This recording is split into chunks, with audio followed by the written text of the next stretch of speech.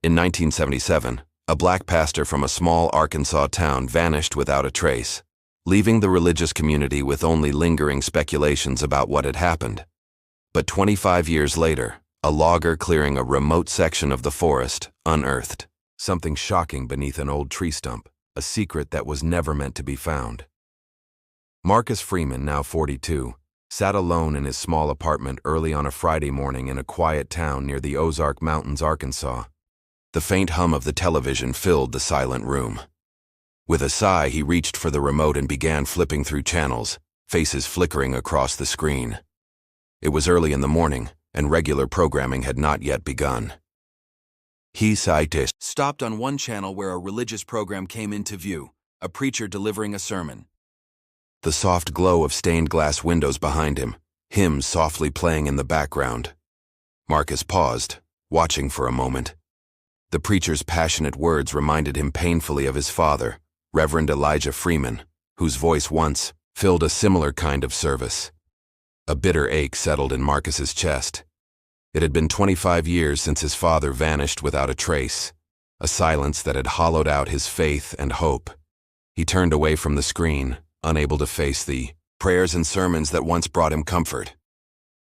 Just then, the phone rang, breaking the stillness. Marcus went to the kitchen to pick it up, surprised to hear a voice he hadn't expected in decades. "Mr. Freeman, this is Detective Sarah Miller. We're calling to let you know we have found something related to your father's case." Marcus frowned and gripped the phone tighter. "Is this some kind of joke? I don't have time for this. That case is ancient history." "I understand your skepticism, Mr. Freeman," Detective Miller replied calmly.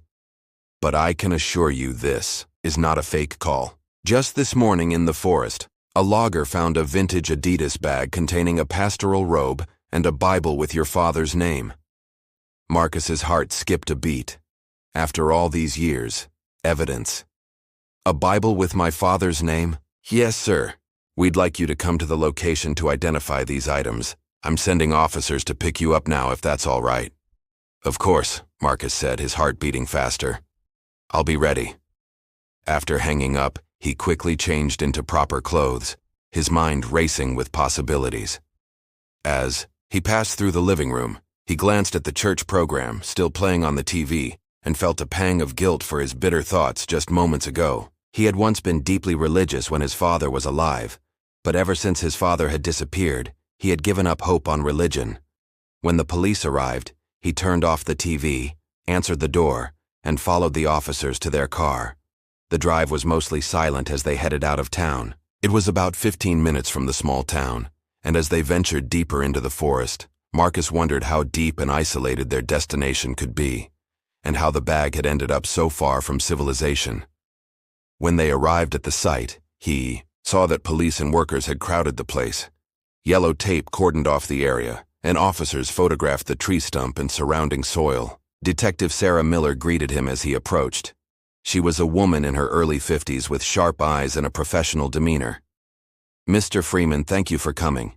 This is Tom Jenkins, the logger who discovered the bag." Tom, a burly man with weathered features, stepped forward and extended his hand. "Morning. Sorry about the circumstances." Marcus shook his hand. "Can you tell me how you found it?" Tom nodded, gesturing toward the massive tree stump. "Me and my colleague were clearing this area of the forest when I noticed something off about this stump. I started digging with a shovel, excavators too big to bring this deep in, and eventually found this vintage Adidas bag buried underneath. When I opened it and saw the Bible and robe, I knew it wasn't something that should be out here. So, I called the police." Marcus approached the bag, which police had set aside on the ground. He stared at the stump first, trying to process what he was seeing. "How did the bag end up here, under a tree stump?" The logger scratched his beard. "Based on what I can tell, someone cut down this tree a long time ago, dug a hole beneath the stump and buried the bag underground." He pointed as he explained, showing where the tree stump had naturally hollowed out by rot. "See how the stump is rotted? Makes it easier to dig under. Whoever did this knew what they were doing." Detective Miller nodded to her officers. "We should examine the evidence and contents of the bag. Mr. Freeman, We need you to help identify these items." They moved to a small tent that had been set up nearby. Marcus followed them inside where the bag was carefully placed on a folding table. Police officers donned gloves before opening it. They removed the Bible first. It was mostly stuck together from moisture, but the bag had kept it in decent condition, allowing them to still read parts of it. On the front page in the top corner, Marcus immediately recognized his father's name written in the familiar handwriting he had known since childhood. "That's my father's handwriting," he said softly. One of the officers carefully turned to the last page where a personal note was tucked inside. It appeared to be some kind of daily prayer note, but as Marcus read it, he realized it wasn't just a normal prayer.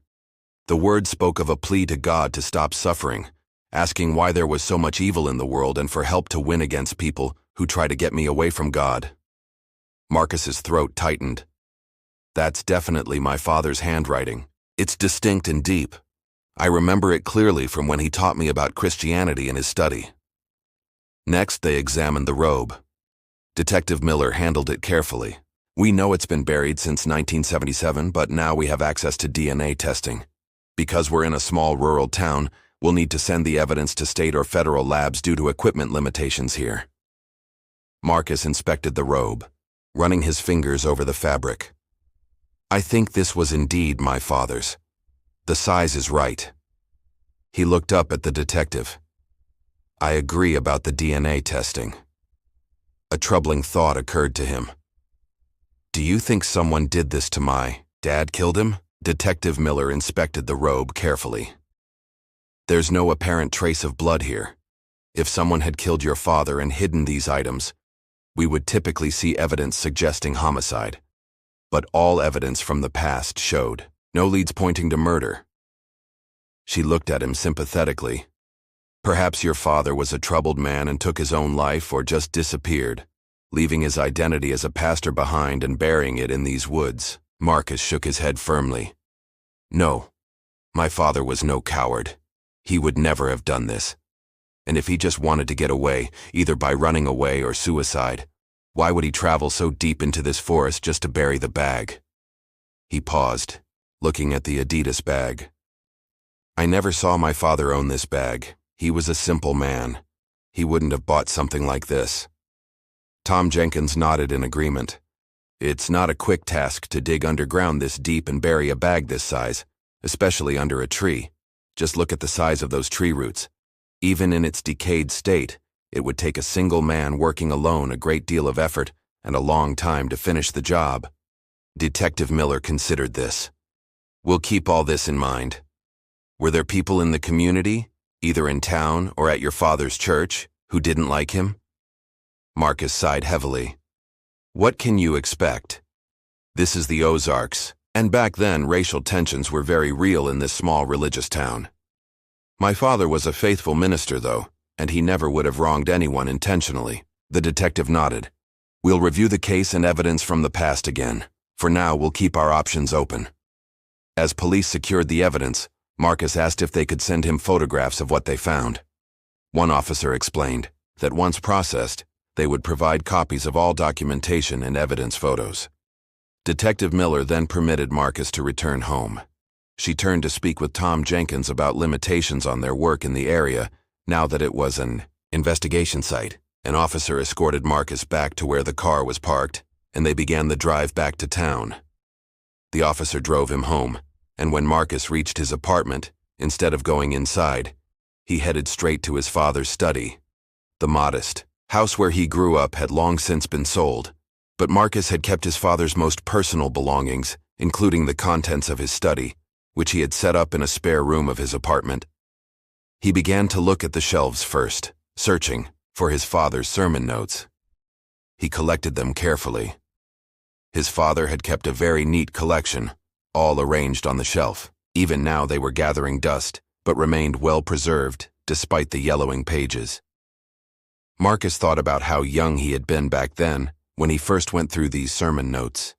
He was 15 years old when he began his intensive study under his father's guidance. Now at 42, he could only remember fragments of those teachings. He wanted to read these sermon collections again to refresh his memories of his father's teaching. But mainly, He wanted to convince himself that his father was a true devotee who didn't take his own life or struggle with his calling or identity. Something else must have happened. As he collected the volumes of his father's sermon notebooks, he noticed that the volume from 1977, the year his father disappeared, was missing. He searched everywhere for it, including his father's bedroom, but he didn't find it.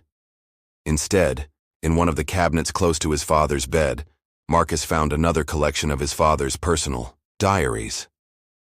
But they, too, were only from the years before 1977. He sat heavily on the edge of the bed, thinking, if his father was so diligent and kept all records, why weren't the 1977 sermon notes and diary here at home? Perhaps he had kept them at the church where he served as a full-timer back then. Marcus thought back to the day he moved his father's belongings from their home. He had been so shaken and upset at the time that he hadn't paid much attention to the collection or the volumes. Marcus tidied up the study room, selected an older edition of the sermon notebook to bring with him for reference, and headed to his car. He was going to visit Mount Olive Missionary Baptist Church for the first time in 25 years. As he drove, Marcus remembered how his father had spoken with such passion during his sermons, how his voice had filled the church with warmth and conviction. The memory was painful, but for the first time in years, Marcus didn't try to push it away. Instead, he let it wash over him, remembering the man who had raised him, strong, principled, and devoted to his calling. The drive to Mount Olive Missionary Baptist Church didn't take too long. He arrived there in 10 minutes. The church building looked much older now than he remembered 25 years ago when he was still 17 years old. The church had looked grand and new back then. He drew a long breath before he entered the church, never thinking that he would visit a church again after all these years, especially the same church where his father had worked. He pushed the door and entered. The interior was pretty much the same. The wood pews gleamed with polish, the stained glass windows cast colorful patterns across the floor, and the pulpit stood at the front, commanding and dignified. Marcus walked inside and approached an elderly man standing near the altar. The man turned and smiled warmly. "May I help you, son?" "I hope so," Marcus replied. "I'm looking for someone who might have known my father." The man humbly introduced himself as Pastor Harold Whitmore and asked what brought him there. Marcus was immediately familiar with the name. He had seen this man countless times 25 years ago, though he looked much older now. He knew Pastor Harold was the owner and the main pastor of the church who had worked with his father. Marcus introduced himself and said he was Marcus Freeman, son of Reverend Elijah Freeman. Pastor Harold was shocked at first, clearly not recognizing the grown man standing before him. Then his face transformed with joy. "Marcus, my goodness, is it really you? We haven't seen you since..." His voice trailed off. "Since my father disappeared," Marcus finished for him. 25 years ago.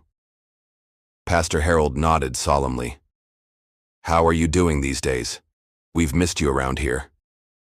"My faith was really tested by that incident," Marcus admitted. "Even now, it's hard for me to accept God." Pastor Harold nodded in understanding. Just then, they heard the back door open, and another elderly man walked in. Pastor Harold called out, "Reverend George Langston, look who's here." Reverend George, another church servant, approached them. Both men were delighted and surprised to see Marcus.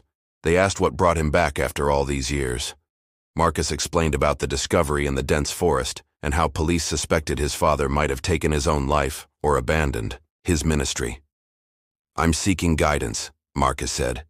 "Do you think my father would have really taken his own life or abandoned his ministry? You both worked closely with him." Pastor Harold and Reverend George were both speechless at first. They exchanged glances and appeared uncomfortable. "Your father was always known as a gentleman," Pastor Harold finally said, "a faithful servant of the Lord, filled with wisdom and courage. But no one knows the deepest thoughts of a man's heart," Reverend George added quietly. "Why do you ask these questions now?" Pastor Harold inquired. Marcus explained that with the new evidence, the police had reopened the case. If they could find his body, they might be able to determine the cause of his...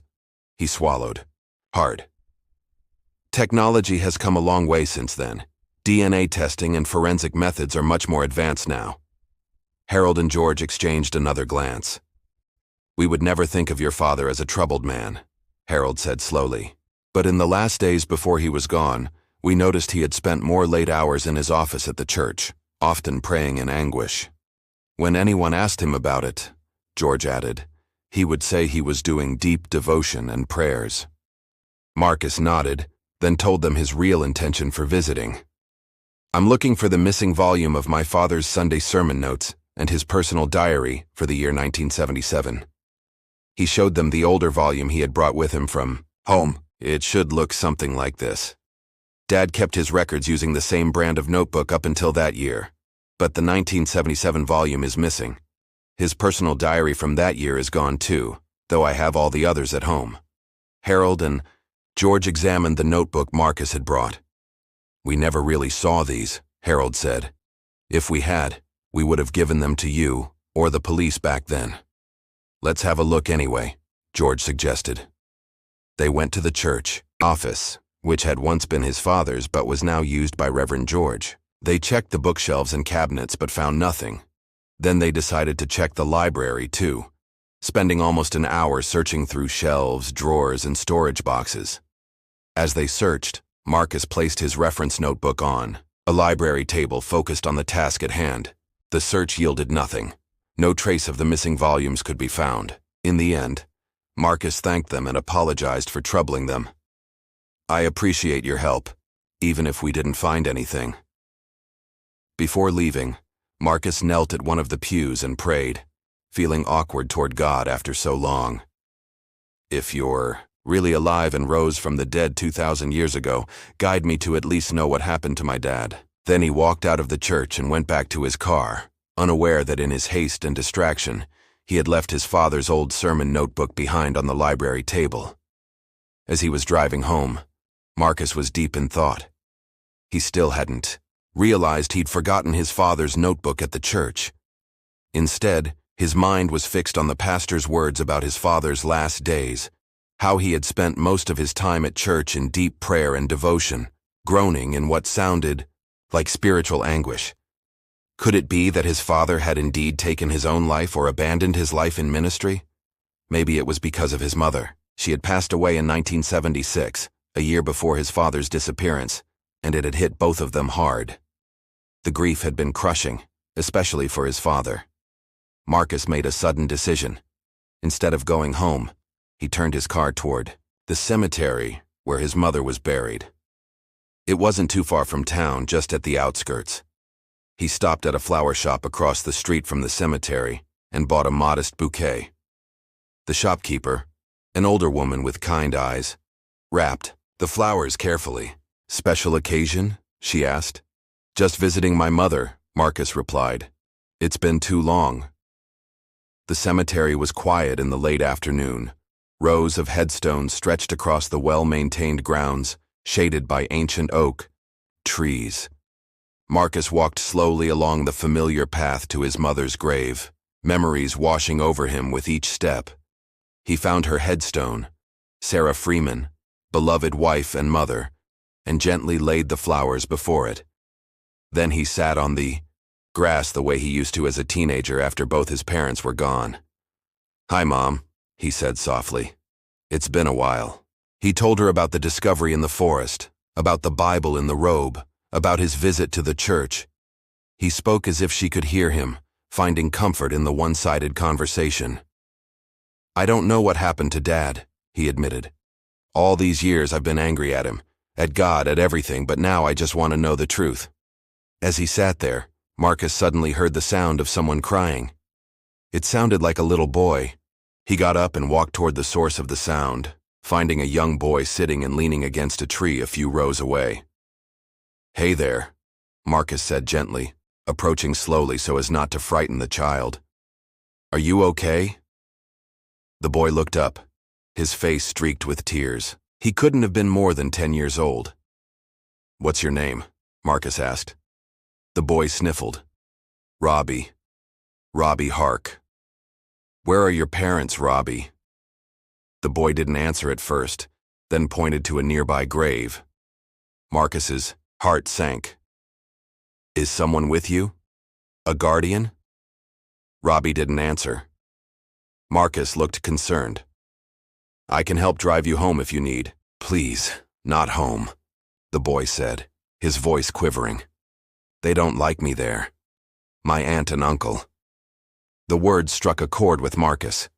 After his mother's death and his father's disappearance, he had lived with his uncle and aunt, who had made it clear they considered him a burden. I understand, Marcus said softly. I'll stay with you for a while, but eventually you'll need to go home. Your family will be looking for you. He reached out to comfort the boy, placing a hand on his shoulder. Immediately, he felt heat radiating through the child's thin jacket. Robbie, you're burning up, Marcus said, alarmed. You have a fever. I need to get you home or to a doctor. I can't just leave you here alone. Please, not home, the boy pleaded. Can you take me to your home? Marcus shook his head. I can't do that or I'll get in trouble. How about the hospital? You need medical attention? The boy's face scrunched up with fear. Can you take me to a church instead? The hospital would be better, Marcus insisted. They can give you medicine for your fever. When my mom was alive, Robbie said, his voice small. Whenever I was sick, she would go to church and ask the pastor for the take-home Holy Communion. She would give it to me and pray over it, and I would get better. Marcus's breath caught. He knew it well. His father, as a pastor, had given those take-home Holy Communions for family members who couldn't attend Sunday service or were sick. He had helped him prepare them back then. I know about that, Marcus said. My father was a pastor at Mount Olive Missionary Baptist Church. He used to give those to sick people. He made a decision. Here's what we'll do. If you agree to go to the hospital with me, I'll get you the Holy Communion from the church and bring it to you there. We can take it together. How does that sound? After a moment's hesitation, the boy nodded. As they walked to his car, Marcus suddenly realized he hadn't seen his father's notebook since leaving the church. With a sinking feeling, he remembered placing it on the library table and never picking it up again. I left my book at the church, he muttered to himself. I'll have to go back for it later. Marcus drove Robbie to the emergency room and explained the situation to the medical team. He wasn't sure of the boy's address, but thought they might find it in their records. Before Robbie was taken away by the medical team, the boy looked at Marcus. You promised about the communion. I'll keep that promise, Marcus assured him. I'll be back soon. After completing the necessary paperwork and arranging to pay for the boy's treatment, Marcus left the hospital. The sky had darkened to a late afternoon when he stepped outside. He got back to his car and searched for the church's phone number in his contacts list. It was the old number he had always kept just in case. He tried calling to ask about the Holy Communion, but no one answered. He decided to drive there directly. He arrived at the church and parked his car in the Entering the building again, Marcus searched for Pastor Harold or Reverend George but couldn't find either of them. Instead, a young church staff member greeted him, clearly not recognizing who Marcus was. Can I help you, sir? The young man asked. I'm looking for Pastor Harold or Reverend George, Marcus replied. Are they around? The young staff member shook his head. They're at the church cemetery right now performing blessings. Marcus frowned. This didn't sound like any ritual he recognized from his years at the church. Pastors didn't typically perform cemetery blessings, especially not at this hour. Is that usual? He asked. The young man shrugged. Sometimes they do that. It's been like that since I started serving here, but I can help you with something if you'd like. Marcus explained about his missing book and the take-home Holy Communion.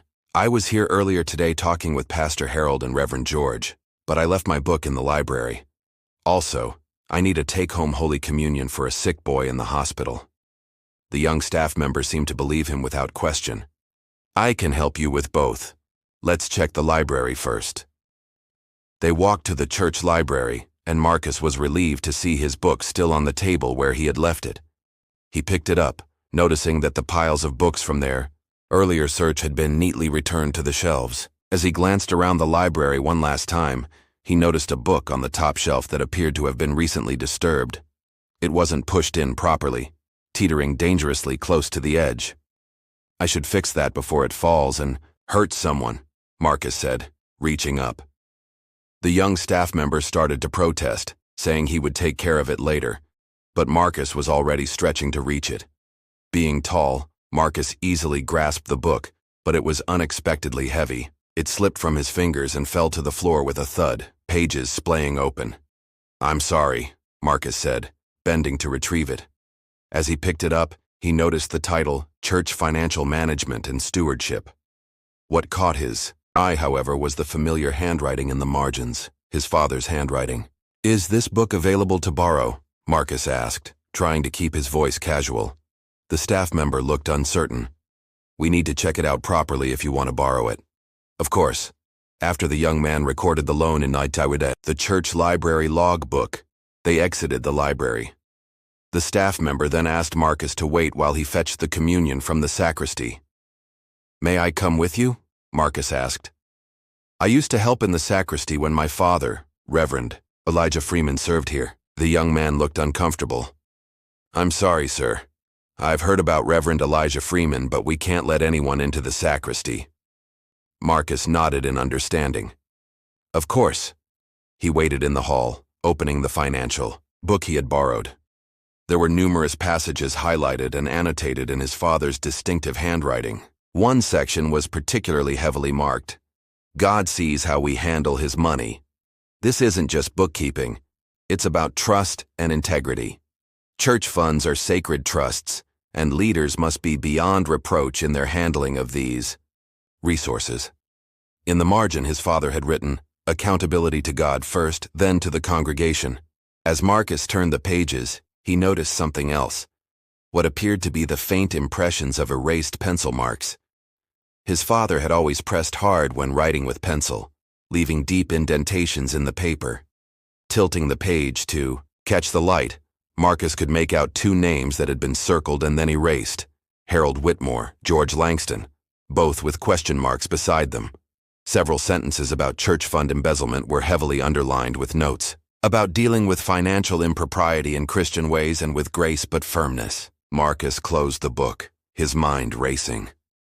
Had his father suspected Pastor Harold and Reverend George of financial misconduct? Is that why he had written their names? From the side window, Marcus caught sight of two silhouettes at the cemetery. He assumed they were Pastor Harold and Reverend George. He watched them through the window, trying to make out what they were doing in the dimming evening light.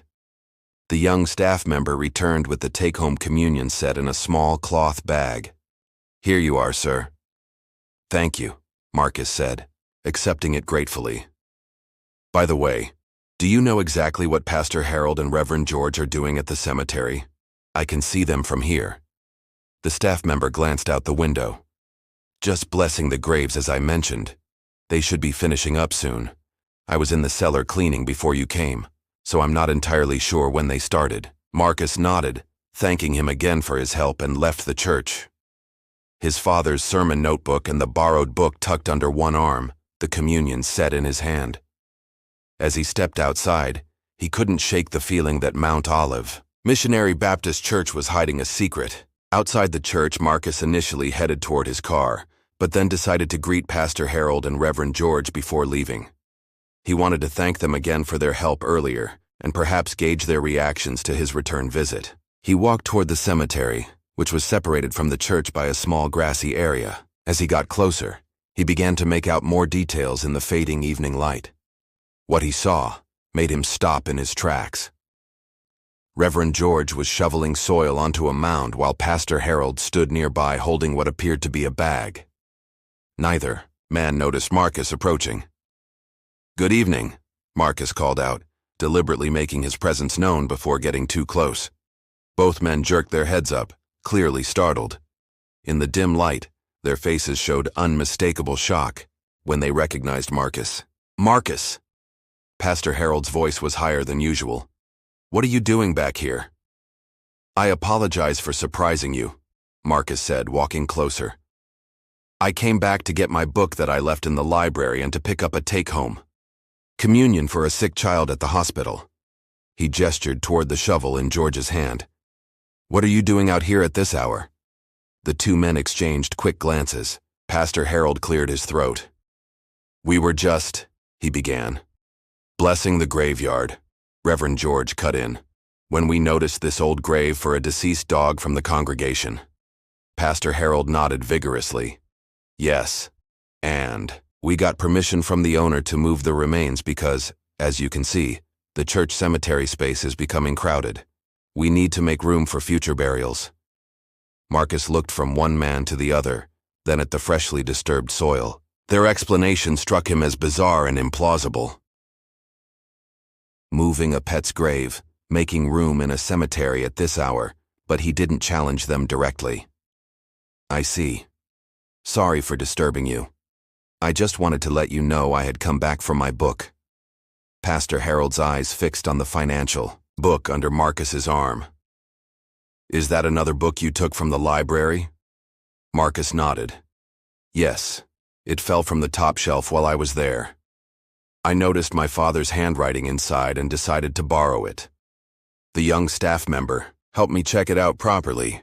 Reverend George's posture stiffened visibly. After a moment of silence, he said, "Your father was once interested in that book too. Just remember to return it on Sunday."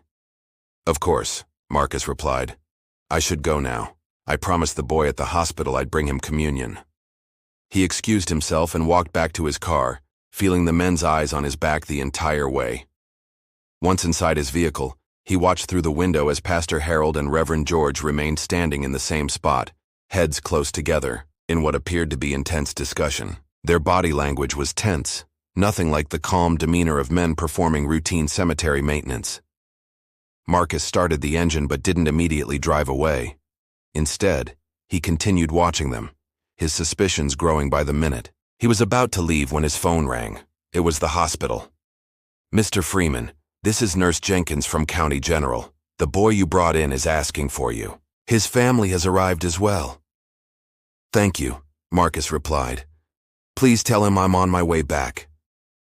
As he was about to pull out of the parking lot, movement caught his eye.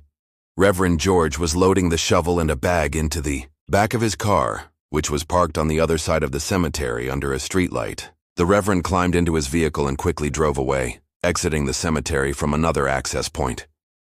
Pastor Harold, meanwhile, hurried back toward the church through the rear door. Marcus decided to head to the hospital immediately. He pulled out of the parking lot and turned in the direction of the county hospital. His mind worked overtime to process what he had just witnessed. After driving for several minutes, as he approached a traffic light near the hospital, he spotted Reverend George's car again. The Reverend sped through the intersection just as the light turned yellow, taking the road that led toward the forest and mountains. Marcus frowned. That road didn't lead to any residential areas.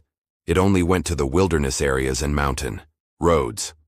Why would Reverend George be heading there at this hour with a shovel and mysterious bag he claimed contained soil or animal remains from the church graveyard? Making a split-second decision, Marcus turned to follow the Reverend's car, maintaining a safe distance. He felt bad about delaying his visit to the boy, but his instincts told him something significant was happening. The Reverend's car sped up even more as it entered the forest road. Marcus pulled out his phone and called Detective Miller. "Detective, it's Marcus Freeman." "Mr. Freeman? Is everything all right?"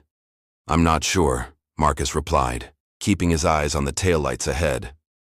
"I'm following Reverend George Langston from Mount Olive Church. He was digging in the church cemetery this evening. Claimed he was relocating a dog's grave. Now he's speeding toward the forest, with a shovel and a bag of what he says are remains. His behavior is extremely suspicious." There was a brief silence on the line before Detective Miller spoke again. "Don't pursue him, Mr. Freeman. Turn back now. We'll handle this." "I can't just let him out of my sight," Marcus argued.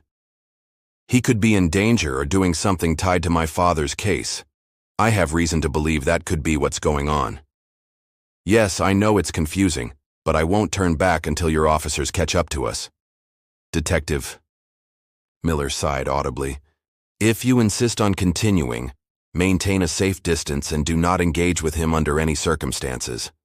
Keep this line open and tell me exactly where you are and what you see. I'm sending officers your way now. Understood?" Marcus agreed, gripping the steering wheel tighter as he followed the Reverend's car deeper into the darkening forest. Marcus kept following the Reverend's car while keeping the line open with Detective Miller, reporting his location and observations as they progressed deeper into the forest.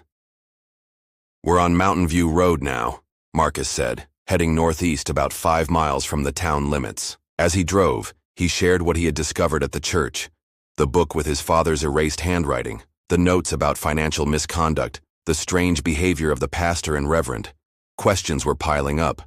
Who had erased his father's handwriting? Who had placed the book on that top shelf? And why did it appear recently disturbed? Had Pastor Harold or Reverend George checked it after his first visit to the church? "The road is narrowing," Marcus reported. "We're climbing in elevation now. There's nothing out here but wilderness and a few lookout points. Our officers are about 10 minutes behind you," Detective Miller replied. "Remember, do not approach him." Suddenly, the Reverend's brake lights flashed, and the car pulled into a small gravel area, a scenic lookout point that offered views of the valley and river below. "He's stopping at Eagle Point Lookout," Marcus said into the phone. "I'm going to pull over at a distance." Marcus parked his car about 100 yards back, partially concealed by a bend in the road. From there, he could see Reverend George exit his vehicle, put on a headlamp, and remove the plastic bag and shovel from his trunk. The Reverend walked toward the guardrail, then descended a set of wooden stairs that led to a lower viewing platform and trail along the cliff edge. "He's heading down to the lower trail with the bag and shovel," Marcus whispered into the phone. "It's dangerous down there in the dark. The trail runs along the cliff edge with a steep drop to the river below. I'm not sure what he's planning to do." "Stay in your car, Mr. Freeman," Detective Miller ordered. "Officers are almost there." But as Marcus watched the Reverend's headlamp bobbing down the darkening trail, a surge of urgency overwhelmed him.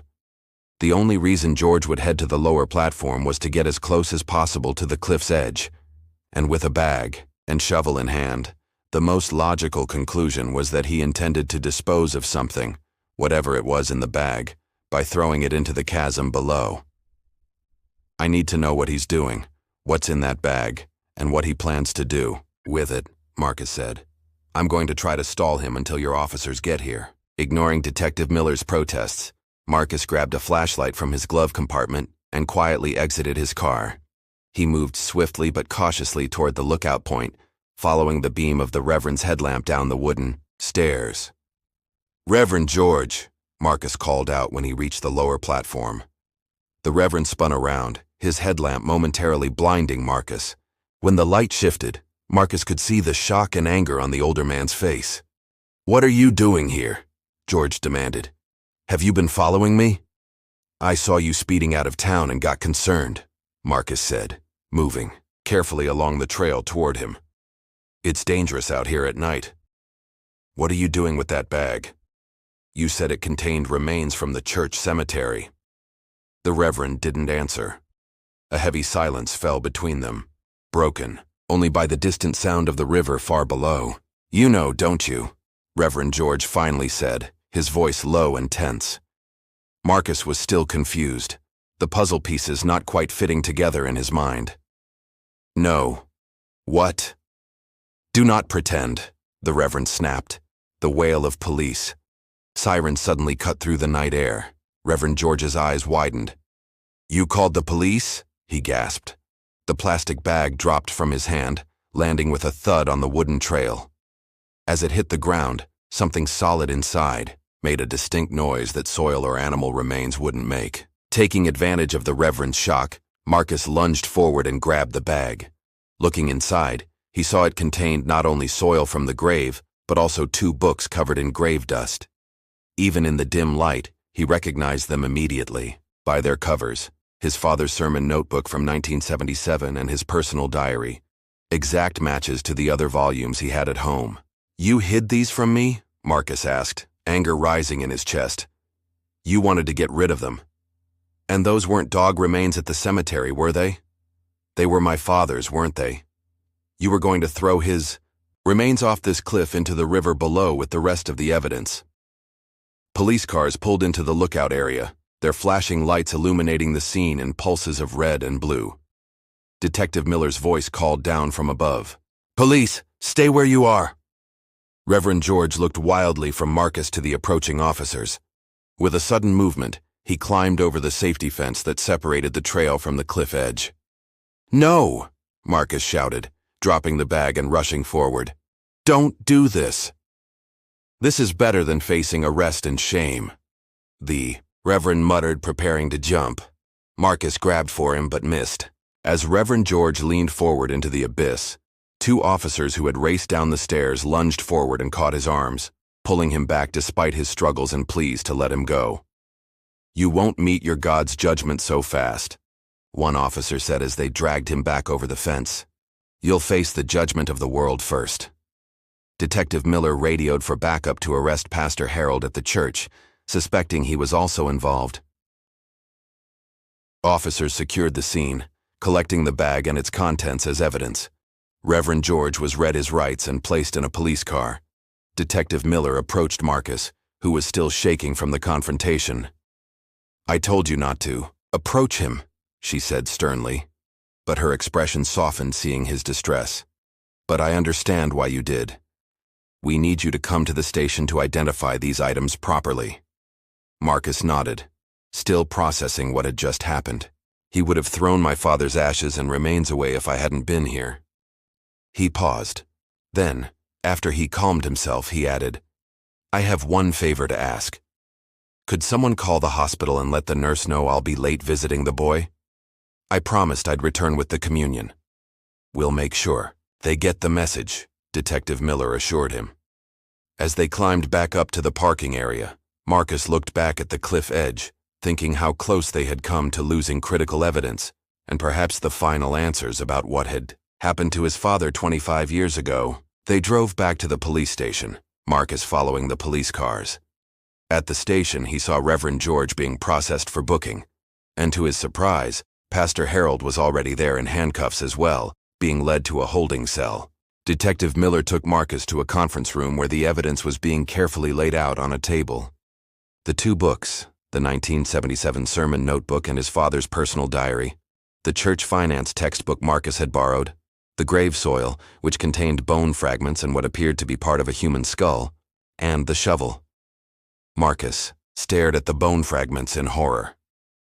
"Is that—" "We believe these are your father's remains," Detective Miller said gently. "We'll need to confirm with DNA testing." "Of course."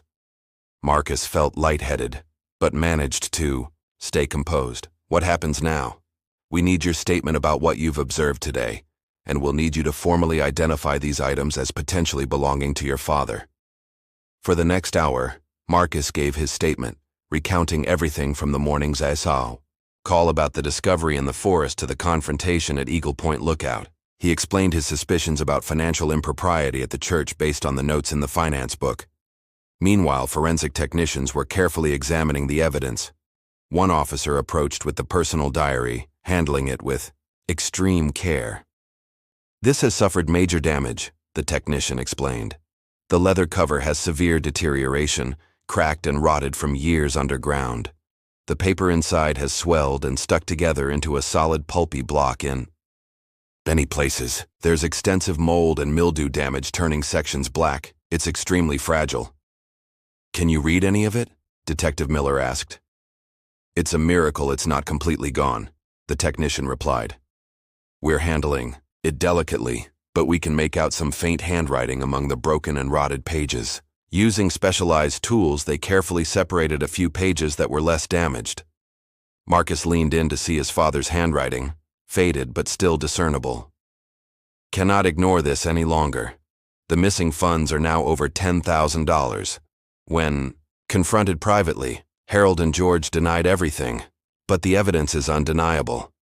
I've prayed for guidance on how to proceed without publicly shaming them, but they must be held accountable.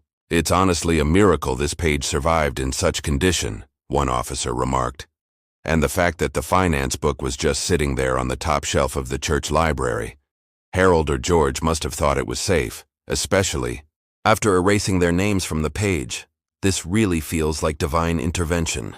They might have buried these books later than the body," another suggested. "Otherwise, they would be totally unrecognizable by now." They turned to the sermon notebook next, which was in considerably better condition. This was likely kept in the church all these years, Detective Miller theorized. Probably stored somewhere dry until recently when they decided to dispose of it. The notebook contained Reverend Elijah Freeman's Sunday sermons from January through April 1977. In the weeks before his disappearance, his topics had increasingly focused on honesty, integrity, redemption, and forgiveness. One sermon outlined from early April 1977 was titled, "The Courage to Confront Evil with Love," based on Matthew 18:15-17. Marcus read his father's notes. When we see wrongdoing, especially within the church, we have a responsibility to address it with both truth and grace, first privately, then with witnesses, and finally, if necessary, before the congregation. This is not about punishment, but about restoration. The processing took several hours. As they worked, an officer entered the room with an update from the interrogation rooms. "Pastor Harold is still denying most charges," the officer reported. But Reverend George broke down completely. "He's been crying and saying he deserves to die." The officer hesitated, then continued. "George has confessed. He says he and Harold, as church elders, deeply resented your father, Mr. Freeman, partly because of his race. This was the 1970s in rural Arkansas, but mainly because he threatened to expose their embezzlement of church funds." Marcus sat down heavily as the officer continued. "According to George, your father gave them an ultimatum. Either confess their sin in front of the congregation and withdraw from the church, or he would expose them himself the following Sunday. That Friday evening in 1977, after a heated confrontation in the church office, Harold and George attacked your father in the church basement." The officer's voice was professional but gentle. "George admitted that they strangled him and then wrapped his body in an old robe from the church sacristy. They buried him secretly in the church cemetery, but not in a marked grave. Instead, they desecrated an older grave for a deceased dog belonging to a congregation member, burying your father's body underneath in a shallow grave covered by tree roots, intending to hide the body in plain sight, but undisturbed." Marcus closed his eyes, trying to process the horror of what he was hearing. "They decided to bury the evidence far away from the body," the officer continued. "They prepared that old Adidas sports bag we found to transport the robe, Bible, and some personal items. They paid someone with church money to dig under the stump of a large tree in the dense forest, a tree that had been cut down for timber by local loggers long ago. That way, they would still know which location it was, in case they needed to retrieve or move the evidence. The man covered it with soil to hide it. All this time, why has no one, the police, ever questioned their story?" Marcus asked, his voice barely audible. Detective Miller shook her head. "They admitted they used their influence to stall and misdirect investigations, claiming your father had left voluntarily. The community, already racially divided, wasn't inclined to push for a deeper investigation. After years, the case went cold, becoming just a town rumor and family tragedy." She placed a hand on Marcus's shoulder. "The way you discovered your father's remains in these books, it does seem like a miraculous intervention, Mr. Freeman." Marcus stared at his father's sermon notebook, at the words written in a steady hand about confronting evil with love and truth. Even in those final days, his father had been trying to do the right thing, to handle the situation with integrity and grace. "What happens now?" Marcus asked. "We'll charge them with murder, obstruction of justice, and embezzlement," Detective Miller replied. "With George's confession and the evidence we've gathered, they'll likely spend the rest of their lives in prison. And your father's remains, once the investigation is complete and DNA confirms they're his, you'll be able to give him a proper burial."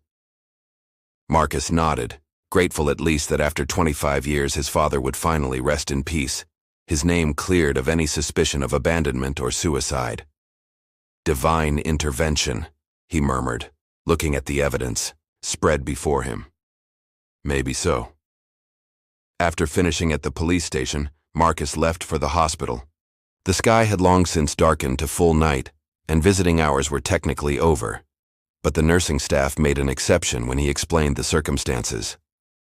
At the hospital, he met with Robbie again and his guardians, the boy's aunt, And Uncle looked tired but concerned, sitting in uncomfortable plastic chairs beside his bed. "Mr. Freeman," the woman said, standing to greet him.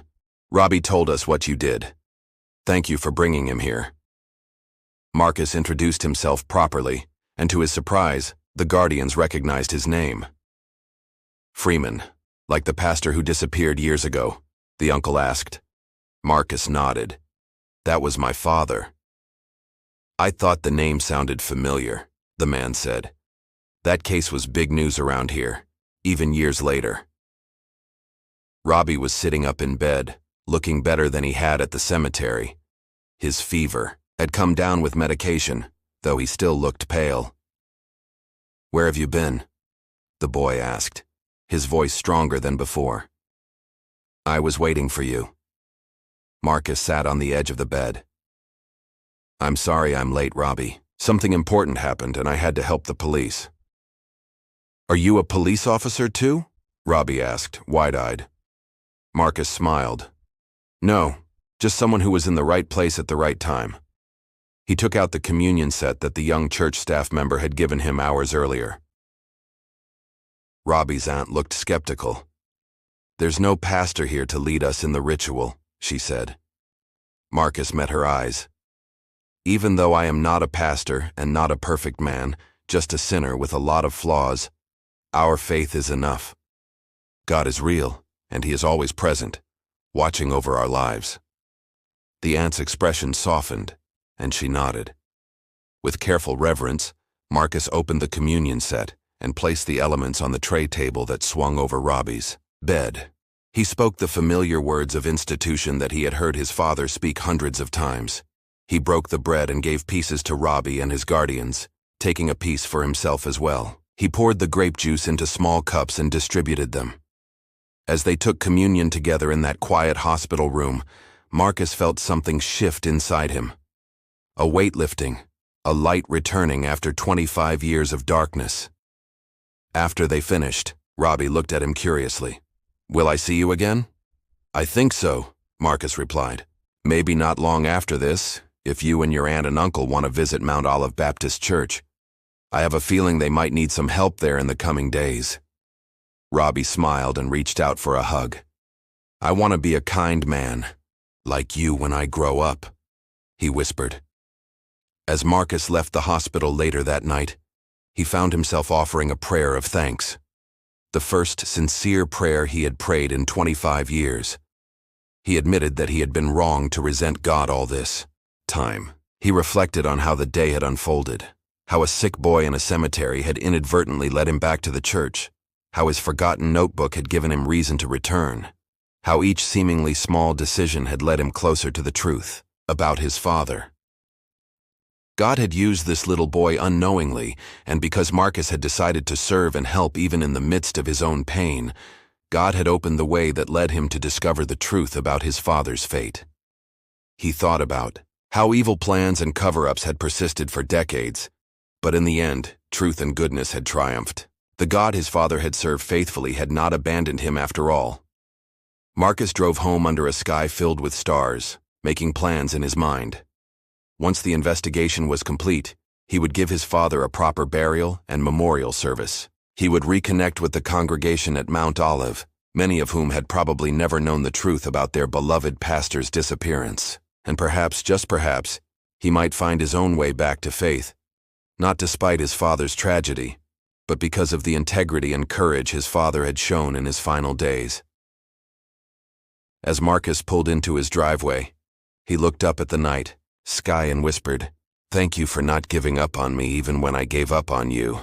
After 25 years of anger and doubt, Marcus Freeman had finally found the peace that had eluded him for so long.